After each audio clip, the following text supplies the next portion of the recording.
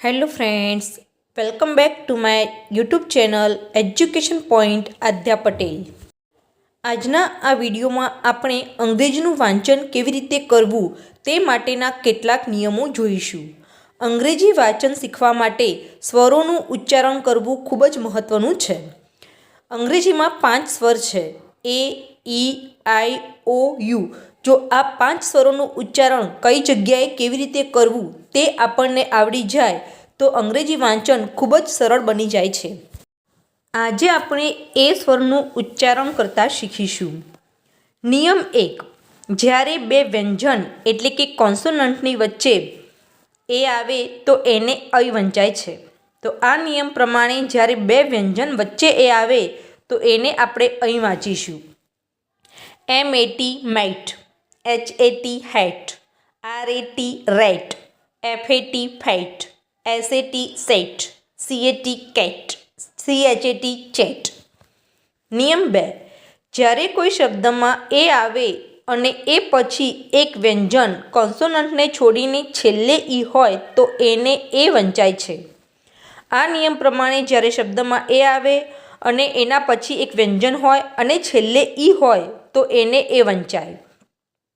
ATE ate, DATE date, HATE hate, BAKE bake, LATE late, STATE state, FATE fate, RATE rate. નિયમ 3.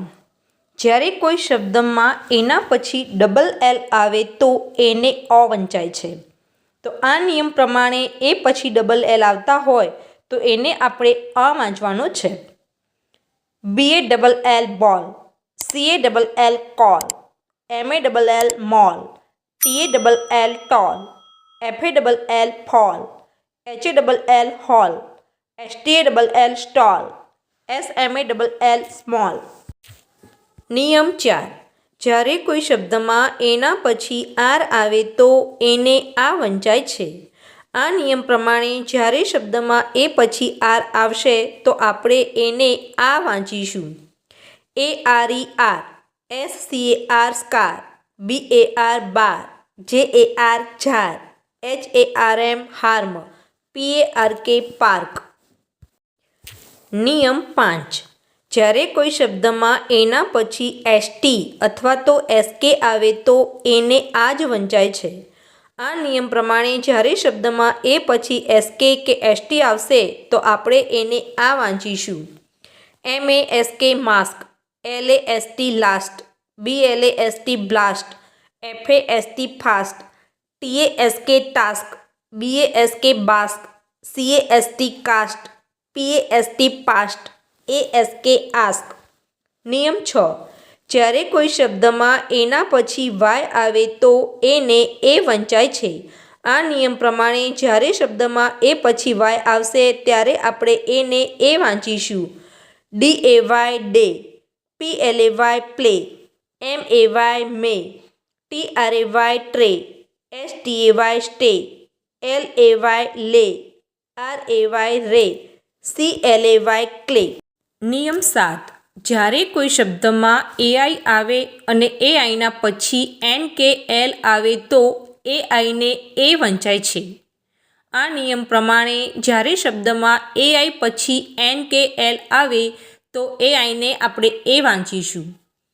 PAIN pain, TRAIN train, MAIN main, CHAIN chain, RAIN rain, BAIL bail, JAIL jail, MAIL mail. નિયમ 8. જ્યારે કોઈ શબ્દમાં એના પછી RE આવે તો એને એ વંચાય છે. તો આ નિયમ પ્રમાણે જ્યારે શબ્દમાં એ પછી RE આવશે તો એને આપણે એ વાંચીશું. CARE કેર, DARE ડેર, WARE વેર, MARE મેર, STARE સ્ટેર, FARE ફેર, SHARE શેર. નિયમ 9. જ્યારે કોઈ શબ્દમાં AIના પછી આર આવે તો એને એ વંચાય છે.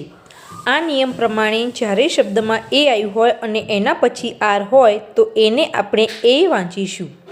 CHAIR chair, REPAIR repair, STAIR stair, HAIR hair, FAIRS fair, PAIR pair. નિયમ 10. જ્યારે કોઈ શબ્દમાં AU આવે તો AU ને અ વંચાય છે.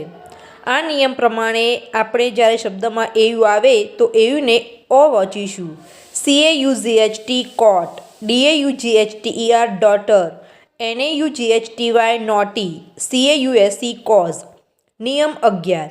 જ્યારે કોઈ શબ્દમાં AW આવે તો AW ને અ વંચાય છે. આ નિયમ પ્રમાણે જ્યારે શબ્દમાં AW આવશે તો આપણે AW ને અ વાંચીશું.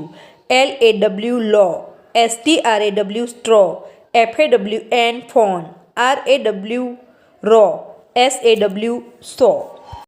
તમે પણ આવા બીજા શબ્દો સ્પેલિંગ અને ઉચ્ચારણ સાથે કોમેન્ટ કરજો. નેક્સ્ટ વિડીયોમાં આપણે એના ઉચ્ચારણ વિશે શીખીશું.